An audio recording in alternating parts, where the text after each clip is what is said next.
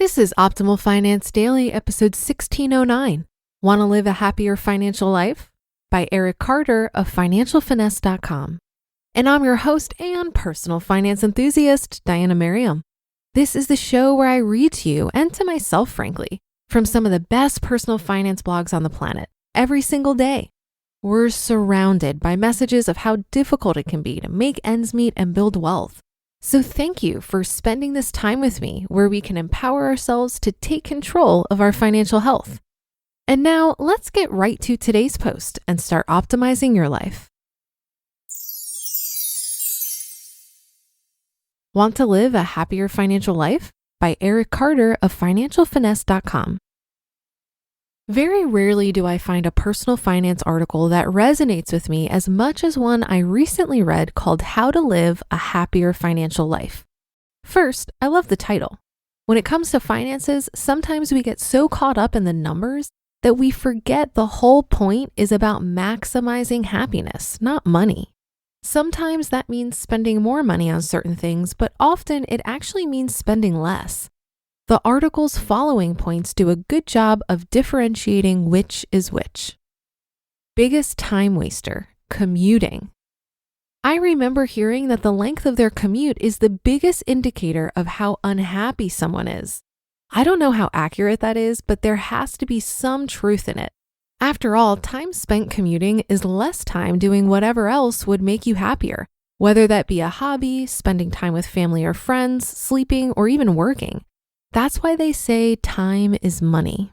Yet when people are choosing where to live, the length of their commute tends to play second fiddle to sexier topics like how nice the home is or how cool the neighborhood is. When I was in law school, I chose to live across the street from campus rather than a more fun area, and it was one of the best decisions I made. Now I work from home most of the time, so it's not an issue for me. Instead, I choose to live within walking distance of the places I tend to go to the most, and I find that it's worth paying a premium for. Best investment attribute, humility. I can't tell you how many people love to tell me what they think the market is going to do or how overpriced it is. The reality is that no one has consistently outperformed a simple buy and hold strategy by timing the market. Many people have lost a lot of money trying, though. The same goes for investing in individual stocks. If the vast majority of mutual fund companies run full-time by some of the smartest people on Wall Street with all the resources of the major investing firms can't beat the market over the long term, what makes you think you can? If you can, you'd ought to be running a mutual fund since you'll probably have more fun and make more money than you are now. If not, understand that it's not much easier to pick a fund that will beat the market either, since very few do. And those that do tend to actually do worse than the average fund going forward. So what should you do? Be humble by buying simple, low-cost index funds and holding them for the long term. You'll outperform the vast majority of people who think they can do better. Key to financial success, cheap housing. I'm a big believer in how small savings can add up to big savings over time. But big savings can add up to even bigger savings over time. For most people, the biggest expense is their home. But this is a particularly dangerous expense because it's also typically the hardest to get out of if you need to. If you pay extra for a shorter commute, you can save money by buying or renting a smaller place. It may feel a little uncomfortable at first, but I've lived in both large and small homes and found myself adjusting to both to the point where it didn't really matter. Having a bigger place just meant having to walk further to go to the bathroom. Best way to spend money, experiences. So what should you spend money on if not housing? One is experiences. My girlfriend and I love to dine out and travel. While I can certainly cut back a little here too with more meals cooked at home, I definitely feel like I'm getting more of my money's worth in both time and enjoyment than if I spent it on the latest gadget. There are always exceptions, but if you think about it, you've probably enjoyed the experiences you paid for more than the gadgets you bought. When you consider that a lot of experiences also cost little to no money, you're getting even more bang for your buck. So if you're going to treat yourself, do so with experiences that you'll remember fondly rather than another toy that you'll quickly tire of. Top financial goal, not working for money.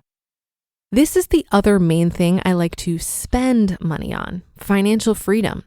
The more you have in savings, the less financial stress and anxiety you'll feel. When you have enough savings, you can even decide to walk away from your job and do something else, whether that's travel, a more enjoyable but maybe less lucrative career, or fulfilling your entrepreneurial dreams. You don't have to hate your job to appreciate not having to do it.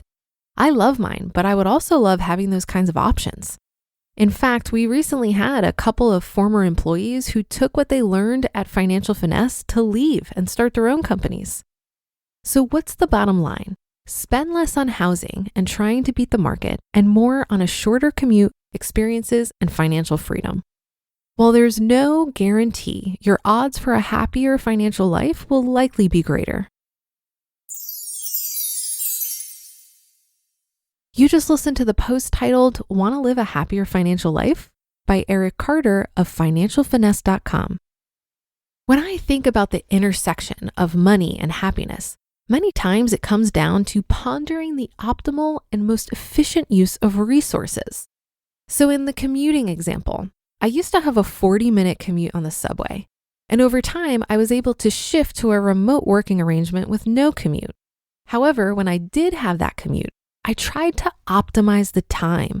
I would read and listen to podcasts and meditate, or use the time to plan and decompress from my day. Even when we're moving towards better uses of our resources of time and money, we can still find ways to optimize in the circumstances we have now. I'll say this about cheap housing and living in a smaller space: learning to enjoy it will serve you very well in the long run. Not only do you save money on the actual housing, but you'll be forced to acquire fewer possessions, and in my experience, develop the capacity to enjoy less. There's a sense of freedom that comes from not needing a lot materially to be happy. I learned this when walking the Camino back in 2017, which is a 500-mile trek across northern Spain. For 2 months, my only possessions were what I carried on my back, and it helped me realize that I don't need all that much stuff.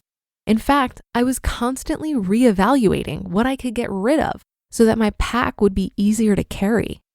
It became a metaphor for life in a way. What can I get rid of materially or otherwise to create more space so that I can enjoy the experience of life more fully?